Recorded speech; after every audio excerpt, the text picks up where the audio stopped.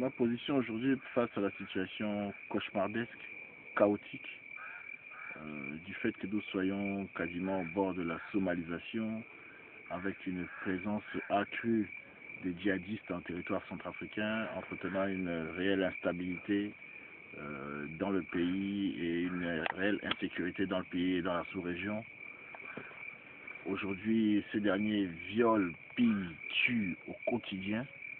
Nous estimons aujourd'hui qu'il va falloir au plus vite mettre un terme à la souffrance du peuple, car ces derniers s'acharnent sur le peuple et plus particulièrement sur les paysans qui représentent 80% de la population, et ces derniers depuis subissent le courroux de ces criminels, de ces bandits, de ces voyous, à savoir la Séléka et leurs leaders.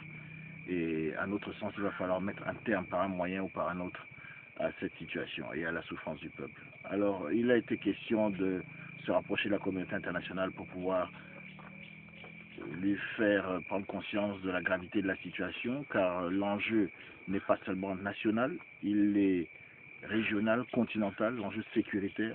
Ces derniers posent un problème de sécurité sur le plan national, régional et international. C'est en cela qu'on s'est rapproché de la communauté internationale, mais pour notre part, nous estimons qu'il nous appartient à nous, Centrafricains, de régler notre problème.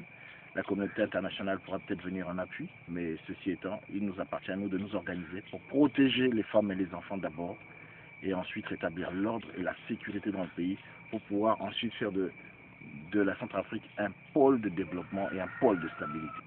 Cela fait, je dirais, quasiment 4 mois que depuis nous interpellions la communauté internationale et l'opinion publique nationale sur les crimes perpétrés par la Séléka au quotidien à Bossangoa. Ils se vengeaient en fait sur les populations de Bossangoa, eu égard au fait que nos frères de Bossangoa étaient de la même région que le président Bozizé. Donc eu égard au fait qu'ils avaient maille à partir avec le président Bozizé, donc ces derniers s'acharnaient sur les populations de Bossangoa.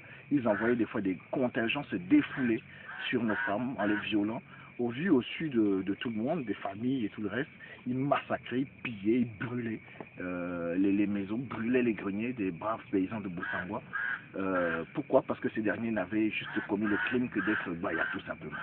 Ça fait des mois que ça dure. C'est maintenant que l'opinion publique internationale prend conscience de la gravité de la situation, eu égard au fait que les populations elles-mêmes ont décidé de réagir et de se protéger dans une logique d'autodéfense. C'est à partir de là que maintenant tout le monde se saisit de l'affaire. Mais ça fait longtemps que ces populations la souffrent. Mais c'est tout le peuple centrafricain qui souffre. Il s'acharne sur tout le monde, mais particulièrement sur les populations de cette région-là, de l'Ouam et de Bossangoa, parce que ces derniers étaient de la même région que l'ancien président, ce qui n'est pas normal. C'est une logique qu'il faut remettre en cause. Ça fait longtemps que ça dure en République centrafricaine.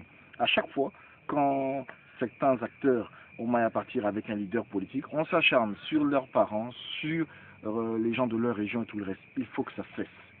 Cet amalgame-là, il faut que ça cesse. Les populations de Bossangoa sont des braves paysans pour beaucoup, et ces derniers ont décidé de s'organiser, et nos frères de cette région, de Bossangoa et de l'Ouam, ont eu raison de pouvoir, ne serait-ce que pour protéger les femmes et les enfants, de prendre leurs responsabilités.